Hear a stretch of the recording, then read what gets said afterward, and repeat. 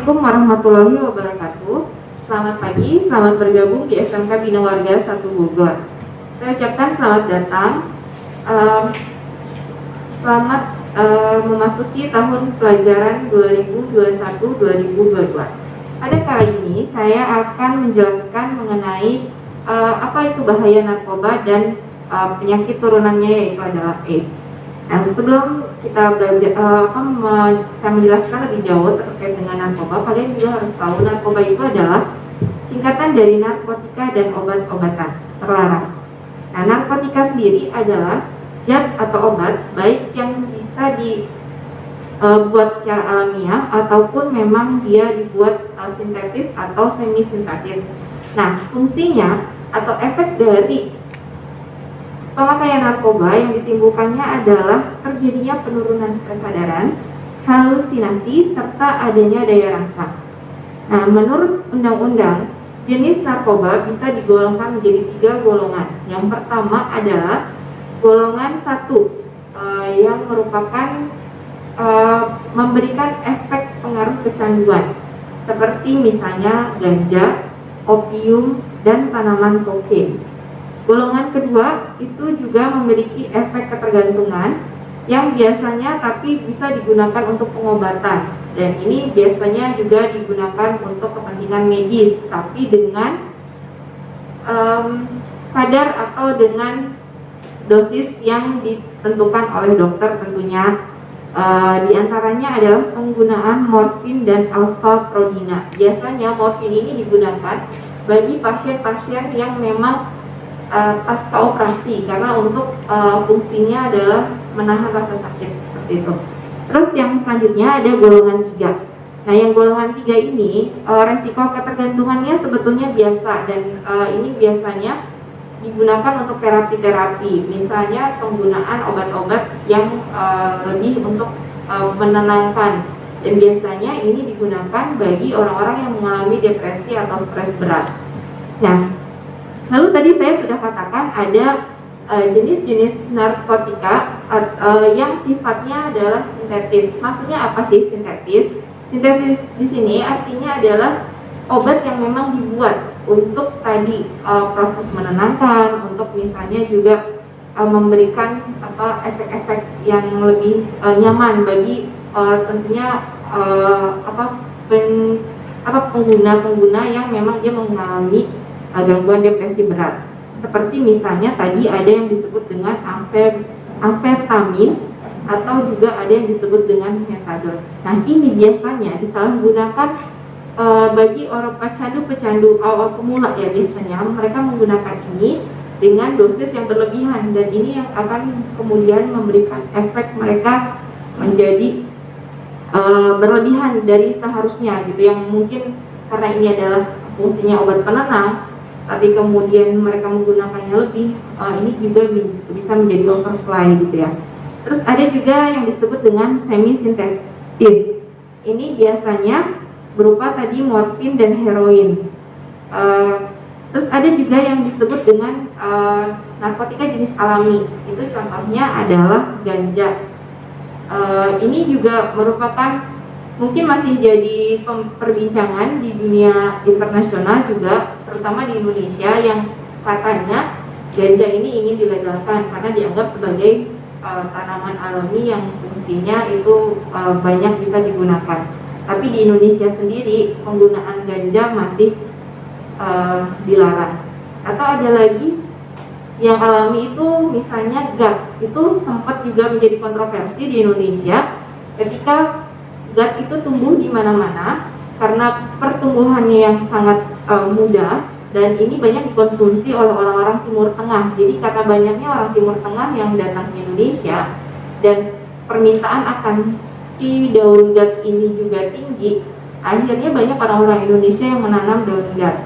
Tapi kemudian ketika muncul menjadi kontroversi ketika Raffi Ahmad ditangkap, dan ternyata di dalam obatnya mengandung tadi si amfetamin, dan kemudian akhirnya ditelusuri dan salah satunya adalah daun gat itu sendiri, dan akhirnya si daun gat itu dimusnahkan terutama di daerah puncak yang banyak ditemukan, dan itu kemudian resmi dinyatakan dilarang karena dianggap sebagai obat terlarang juga.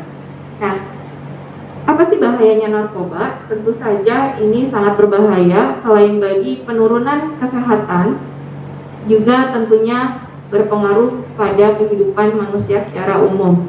Nah, di Kabupaten Bogor sendiri merupakan kota terbesar kedua di Jawa Barat dengan pengguna narkoba sekitar 200.000 orang.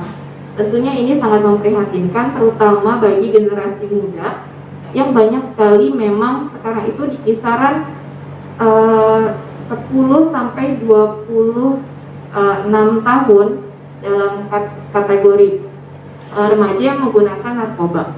Nah, tentunya ini sangat juga disayangkan karena memang ini akan juga mempengaruhi kesehatan kalian seandainya kita salah dalam penggunaan narkoba ini. Di antaranya tadi penurunan daya ingat misalnya, atau juga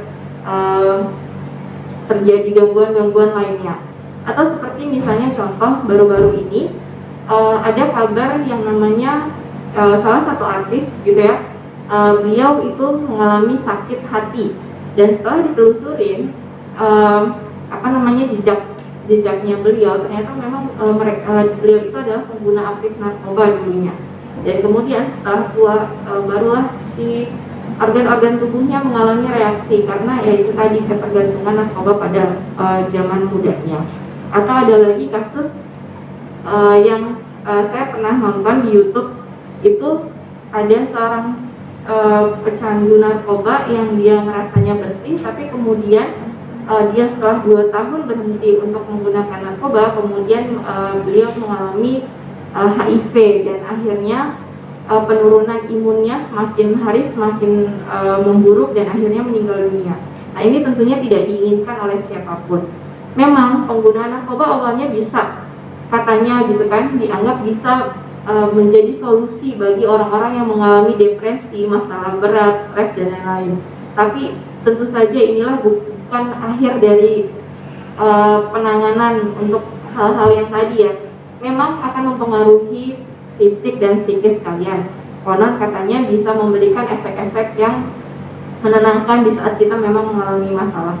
Tapi sesungguhnya ini bukanlah jalan yang bisa kalian pilih untuk menyelesaikan masalah tersebut. Karena kalau misalnya di Indonesia sendiri sudah memiliki aturan hukum yang ketat. Apabila diketahui misalnya atau tertangkap menggunakan dan apalagi menyebarkan narkoba, tentunya akan mendapatkan hukuman yang lumayan gitu kan. Efeknya diantaranya dengan yang paling berat adalah hukuman mati. Nah, ini pun artinya pemerintah tidak main-main dalam penyelesaian masalah kasus narkoba ini. Contohnya yang paling menjadi juga fenomenal di Indonesia itu dengan ditembak matinya Fedy Budiman sebagai salah satu bandar narkoba besar di Indonesia. Dan juga tentunya bagi orang-orang asing, waktu itu pernah ada saya lupa namanya Mary siapa gitu, itu orang Filipina orang Filipina yang beliau itu ditembak mati juga gara-gara memang mengedarkan narkoba. Tapi seralat, bukan mengedarkan, tapi mungkin dia ini hanya diperalat untuk menjadi kurir narkoba gitu. Dan banyak lagi kasus-kasus lain yang menunjukkan keseriusan pemerintah dalam pemberantasan narkoba. Nah, lalu bahaya narkoba sendiri tentunya juga sangat berpengaruh juga bagi perkembangan generasi muda di Indonesia, karena dengan semakinnya orang menggunakan berarti juga semakin minimnya orang-orang atau semakin dikit orang-orang yang bersih dalam tanda kutip, mereka bisa berkarya dan kreatif dalam hal melakukan kegiatan apapun. Karena kalau sudah orang kecanduan itu biasanya kecenderungannya mereka sudah tidak ada keinginan untuk melakukan hal-hal yang lebih positif. Nah, ada yang paling sebenarnya ini saya bukan mencontohkan, tapi memang ini banyak sekali digunakan sama pecandu kelas kelas rendah ya, maksudnya yang mereka tidak punya uang untuk membelikan narkoba, tapi mereka juga menggunakan cara lain untuk mendapatkan kenikmatan tadi sama gitu kan, mengalami efek lain. Itu diantaranya dengan minum obat batuk gitu ya, minum obat batuk sirup dengan jumlah yang overdosis, dan juga misalnya dengan lem aibon. Nah itu juga bisa menurunkan kesadaran atau fungsi otak dari seseorang. Nah ini juga pernah saya juga nonton, ada beberapa anak yang memang dia itu sampai mengalami benar-benar gangguan. Jadi ketika ditanya itu sudah tidak nyambung lagi gitu kan. Bahkan ada seorang perempuan yang dia saking seringnya ngelem itu mukanya lama-lama jadi kebakar dan jadi busuk, jadi ya pokoknya jadi busuk, borok gitu, malah jadi menimbulkan penyakit yang tidak kita inginkan. Nah itu tadi dari berbagai macam efek dari penggunaan narkotika. Nah dan hukumnya ya tentunya di Indonesia.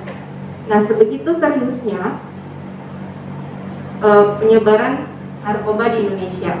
Nah lalu apa sih efek lain yang ditimbulkan? Efek yang paling beratnya itu banyak sekali, diantaranya adanya perubahan sikap dan perangai dan kepribadian. Ya, itu tadi saya bilang. Jadi ada perubahan atau ada penurunan dari daya tangkap mungkin gitu kan, atau mungkin sikap dia yang mungkin agak sedikit agak temperamen, atau misalnya kadang nggak nyambung gitu kan.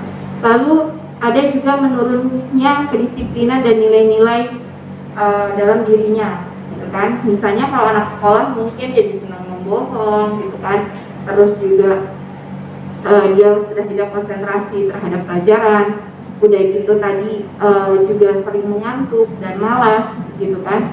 Dan biasanya mereka tidak memperdulikan kesehatan dirinya. Artinya dengan mereka memakai itu kan artinya mereka juga tidak memikirkan efeknya bagi dirinya. Selain itu juga akan menimbulkan kecenderungan bagi orang-orang atau pemakai narkoba ini, nantinya mereka itu menjadi pencuri.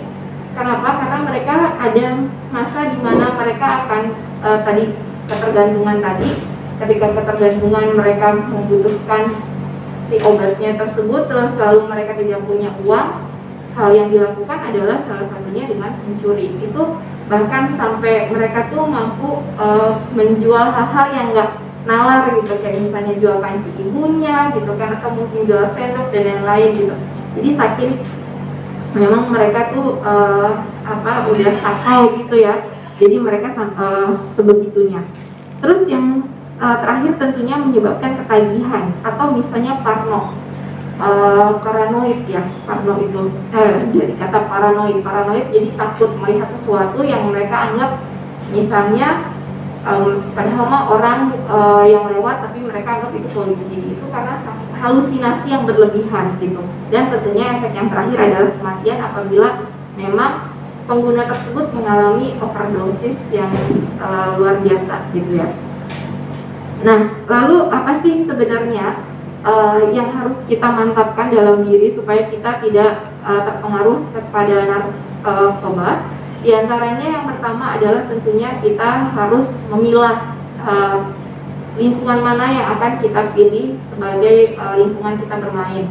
Kalau memang kita menyadari lingkungan kita itu demikian, tentunya itu bukanlah lingkungan yang baik. Itu akan menjadi pertemanan yang toksik menurut saya.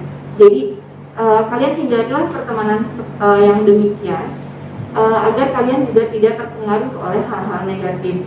Yang keduanya tentunya juga situasi keluarga yang hangat tentunya akan juga mengurangi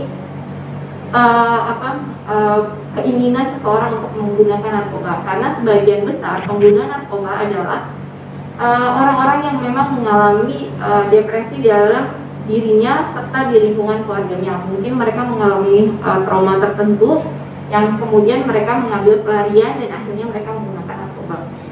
Terus yang selanjutnya juga peran dari lingkup sekolah dalam hal ini juga untuk terus mengedukasi terkait dengan bahayanya narkoba seperti saat ini. Fungsi dari masa pengenalan lingkungan sekolah dengan adanya materi ini tentunya adalah salah satu bentuk kepedulian sekolah dalam hal mengedukasi terkait bahayanya narkoba. Terus selain narkoba, ini juga ada efek yang ditimbulkan dari narkoba, diantaranya adalah penyakit AIDS.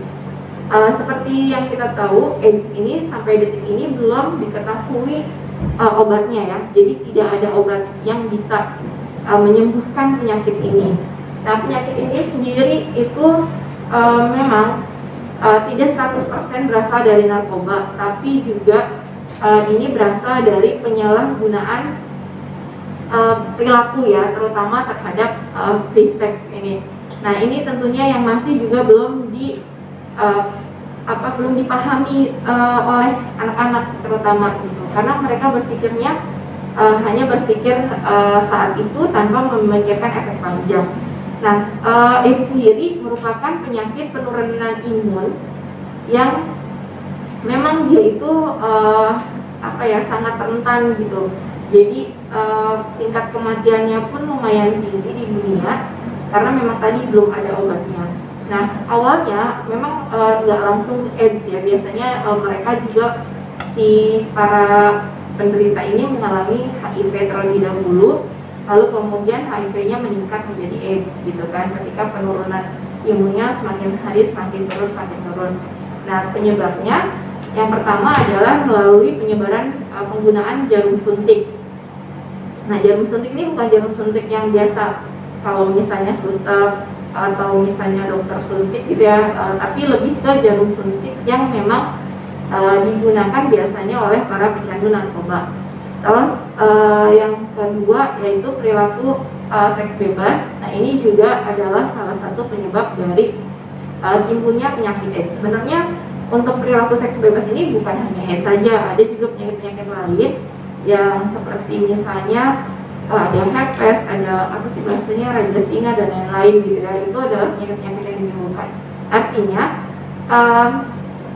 dalam berperilaku yang baik bisa mengurangi resiko-resiko tadi.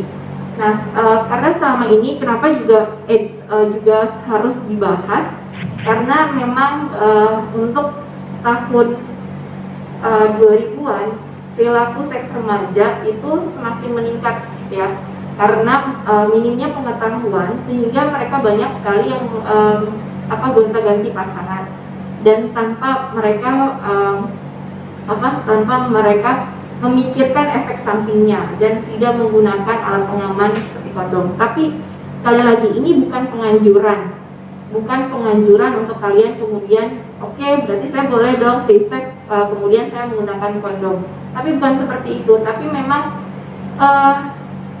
salah satu pencegahan mungkin ya, kalau kita bicaranya kaitannya dengan kesehatan, tentunya pencegahan yang paling utama yang bisa dilakukan adalah dengan cara misalnya tadi dengan menggunakan kondom untuk menghindari terjadinya penularan AIDS. Tapi itu bukan pilihan gitu kan, itu bukan pilihan yang pada akhirnya bisa menghalalkan kegiatan itu gitu, bukan, tapi itu hanya anjuran saja gitu kan, untuk supaya penyebaran AIDS tidak semakin melebar. Mungkin sekian penjelasan saya mengenai bahaya narkoba dan juga bahaya AIDS pada materi di masa pengenalan lingkungan sekolah kali ini. Sampai ketemu di perbincangan yang lainnya, dan semoga kalian semakin semangat menjalani MPLS dengan cara daring. Sekian, terima kasih. Assalamualaikum warahmatullahi wabarakatuh.